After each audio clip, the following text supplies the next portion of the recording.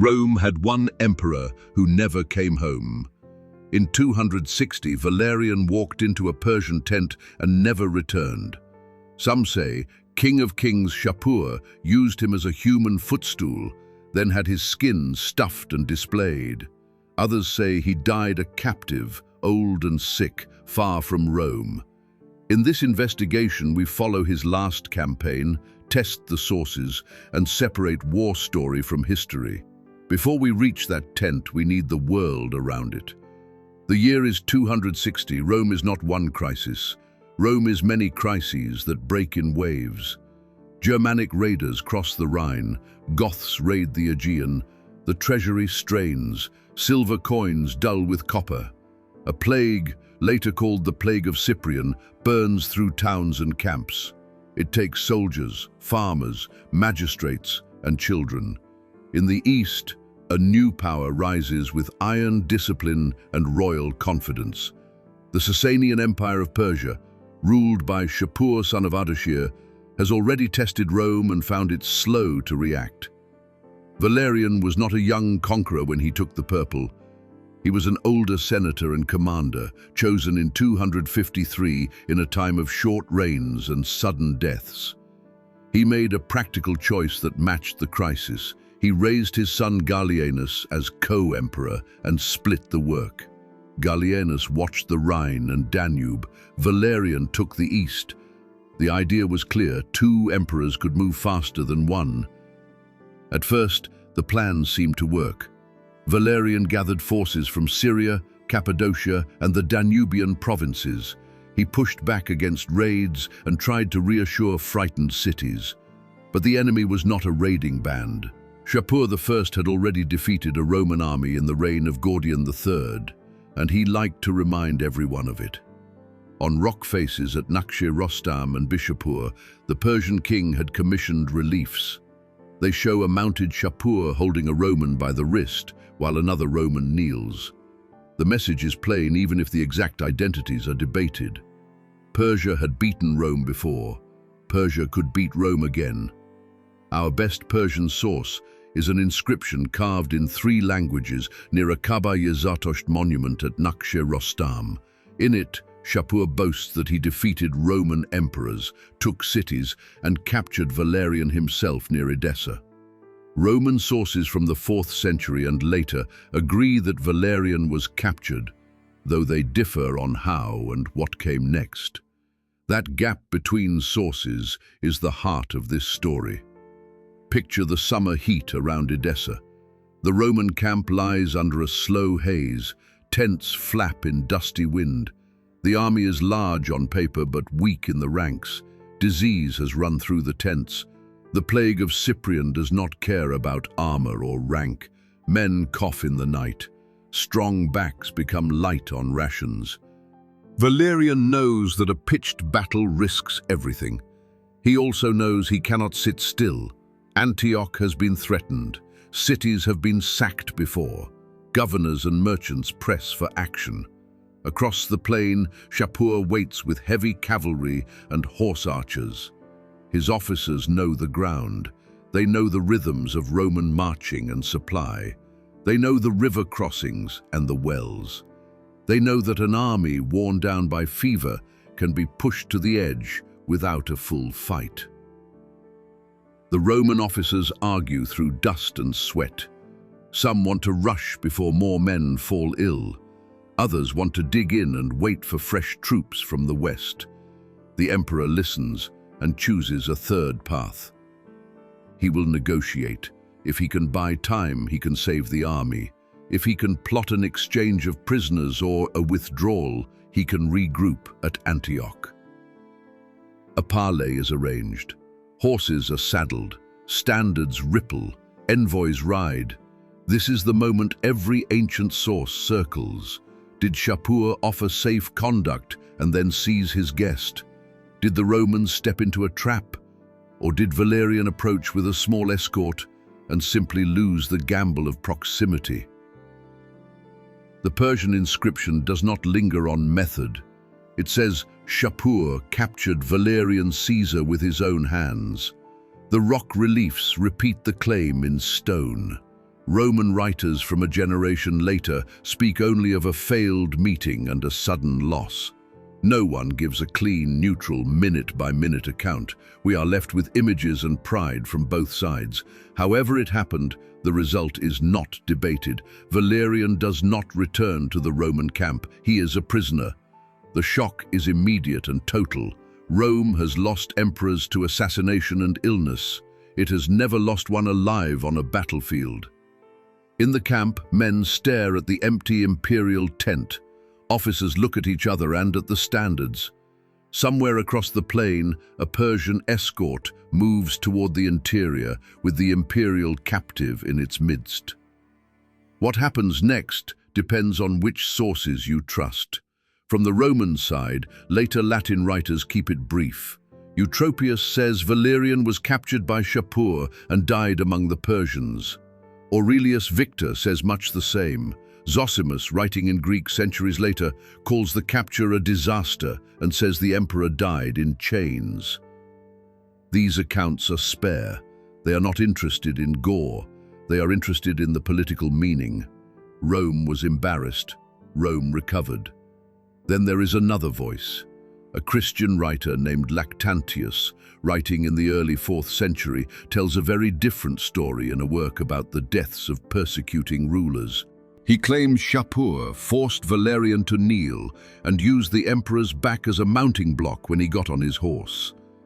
He says that after years of insult, the old emperor died and that his skin was flayed, dyed and displayed in a Persian shrine as a warning to Rome. Medieval chroniclers echo him and add flourishes. The story is memorable. It is also late and written with a purpose. Lactantius wanted to show how God punished emperors who hurt Christians. Valerian had issued edicts against Christian leaders in 257 and 258. The cruelest ending served the argument. Modern historians treat these strands with care.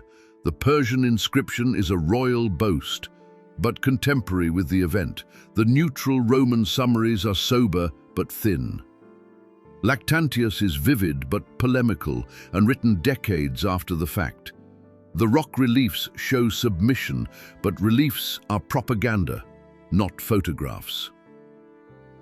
The safest reading is that Valerian died in captivity after several years. The most lurid humiliations may be moral theatre rather than record. Even so, the capture itself was real and its impact was enormous. Pause with me inside the Persian camp.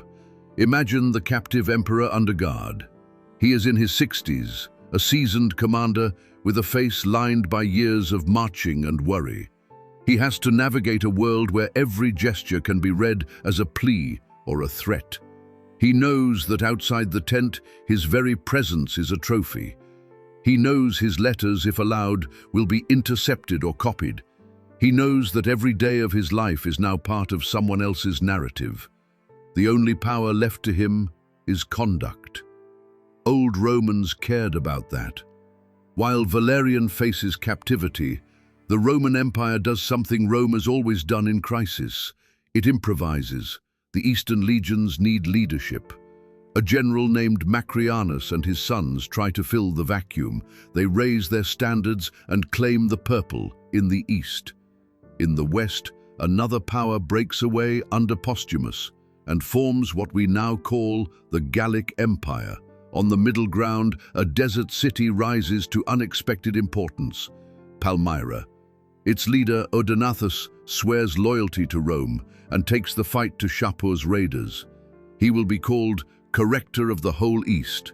He will drive Persian forces back toward the Tigris. In chaos, allies matter.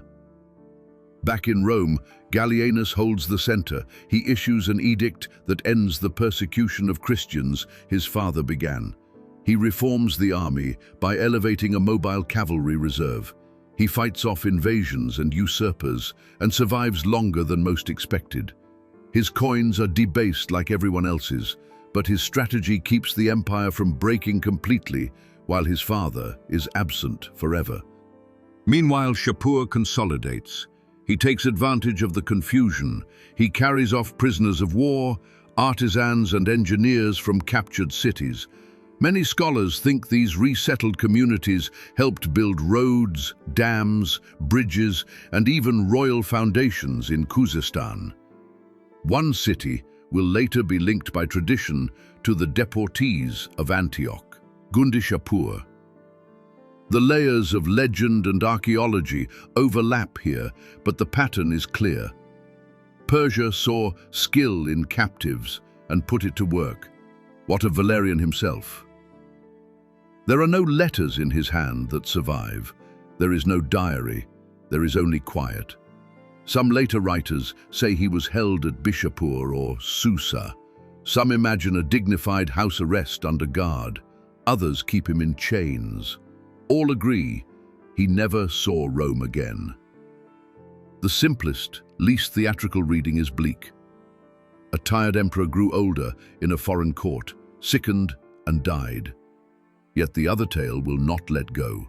The image of a Roman emperor kneeling for a foreign king struck deep into Roman pride. It is carved at Naksh-e-Rostam. It appears in literary echoes for centuries. Humiliation is a durable story. It spreads faster than moderation. Even if Lactantius exaggerated or invented details, he did not invent the wound to Roman memory. That wound is carved in stone by the Persians themselves. Let us step back and weigh the sources in plain words. First, Shapur's own inscription. It is propaganda, but contemporary and specific. It names cities, it lists victories, and it claims the capture of Valerian near Edessa. Second, the Roman short histories. They confirm capture and death in captivity without cruelty. Third, Christian polemic. It offers the most shocking version, but stands far from the event in time and motive. When accounts conflict, historians use the most direct and least tendentious evidence as the spine.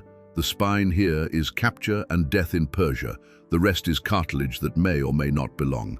Still, there is a reason the lurid version survived in popular memory. It answers a question pride cannot handle. How could the master of the world bow?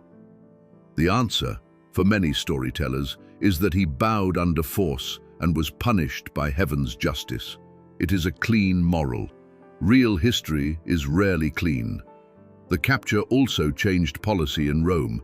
Valerian's edicts against Christian clergy had ordered bishops, priests, and deacons to sacrifice or face exile and seizure of property. A second edict had gone further, targeting aristocrats, civil servants, and even the wives of notable men who confessed the new faith. The bishop of Carthage, Cyprian, died by the sword in 258. After Valerian vanished, Gallienus reversed course. He issued a ruling that allowed Christians to assemble and reclaimed confiscated cemeteries. That pivot matters. It shows how the fall of one man can change the climate for millions. Economics speak as well. The coin most people handled, the Antoninianus, had once been heavy with silver. By the 260s, it had become a shell with a thin wash of shine. Pay for soldiers struggled to keep pace with prices. Barter returned in places. Trust thinned. When an emperor disappears, coin faces matter less than grain in wagons and iron on belts. Now return to the east for a last look at the scene that began our story. Imagine not the carved rock, but a small moment in a palace yard. A Persian groom holds a royal horse. A Roman prisoner, once the head of the world, watches the animals stamp and snort. There is no crowd. There are only guards who make no sound. There are elders at court who pretend not to see. There is a king who enjoys symbols because symbols teach better than orders. Does he step on the prisoner's back to mount? Or does he let the man stand and be led away? We cannot know. We can only decide which Rome and which Persia we choose to believe. The aftermath is clearer. Odaenathus harasses Persian forces and recovers cities. Macrianus and his sons march west and are defeated. Gallienus endures and is killed years later by officers. The Gallic Empire persists until Aurelian brings it back. The crisis of the 3rd century continues to boil until a series of hard men with fast horses and sharper reforms pull the empire into a new shape. In that long struggle, Valerian is a caution. Even emperors bleed, even states can lose the head and keep moving. There is one more layer in this tale. The use of prisoners in Persian projects suggests something more than cruelty. It suggests a state that could turn disaster into infrastructure. Roman engineers had techniques the Sasanians valued: arches, bridges, canals, brick vaulting. When Shapur sent captives inland, he was not only breaking Roman pride, he was building Persia. Conquest can be theft or investment. Here it was both. And what of the rock reliefs that show Shapur crowned and calm with a Roman at his knee? They are art, yes, but they are also argument in stone. They say, kings rise by fortune and favor. They say, the gods favor this house. They say, look and remember.